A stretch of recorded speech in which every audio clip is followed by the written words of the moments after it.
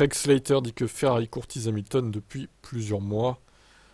Alors, les journalistes de Sky Sports, du coup. À mon avis, ça mérite d'être mentionné ici, c'est que ça explique pourquoi McLaren a signé un contrat plus longtemps avec Lando Norris il y a quelques semaines et pourquoi Ferrari a également signé un contrat avec Leclerc. Ferrari, dès qu'ils ont su qu'ils obtiendraient Hamilton, et je comprends que cette course dure depuis plusieurs mois, c'est pas une chose nouvelle. Les autres équipes ont réalisé que leurs atouts pourraient être une cible pour Mercedes. Ouais, ouais, il devait être au courant dans les coulisses. En fait, il y a que Toto Wolff qui savait pas. C'est lui le pigeon du jour, quoi. Le mec, il vient d'apprendre, il a appris ça la veille, quoi. Alors que tout le monde était au courant depuis des semaines, ça se trouve. Difficile de voir qui Mercedes promeut. C'est probablement une bonne nouvelle pour Russell. Il deviendra numéro un au sein de l'équipe. Frédéric Vesti est leur pilote junior. Il n'est pas prêt pour la F1. Ils ont Mick Schumacher comme pilote de réserve, qui n'a pas connu un bon début de carrière. Alex Albon, pour moi, pourrait être un poids lourd pour remplacer Hamilton.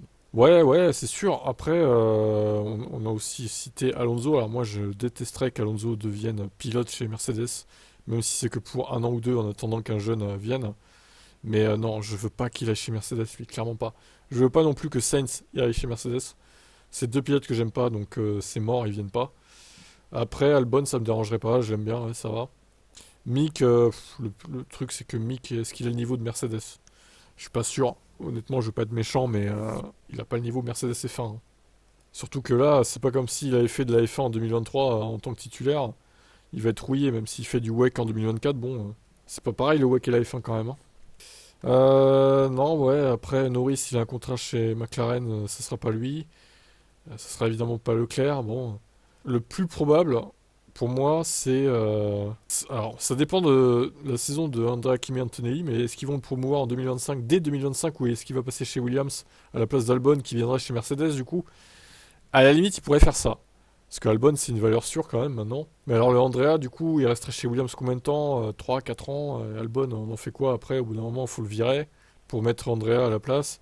Est-ce que Russell, il a carte blanche chez Mercedes, il restera à vie dans l'équipe? Pareil, Ocon, qui voudrait quitter Alpine, est-ce qu'il pourrait aller aussi chez Mercedes, qui a été son formateur dans sa jeunesse? On rappelle quand même. Beaucoup de questions, hein, quand même, hein.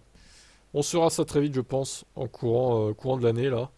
Même avant la pause d'été, je pense qu'on saura qui sera dans la Mercedes en 2025. Quel est votre avis là-dessus, vous?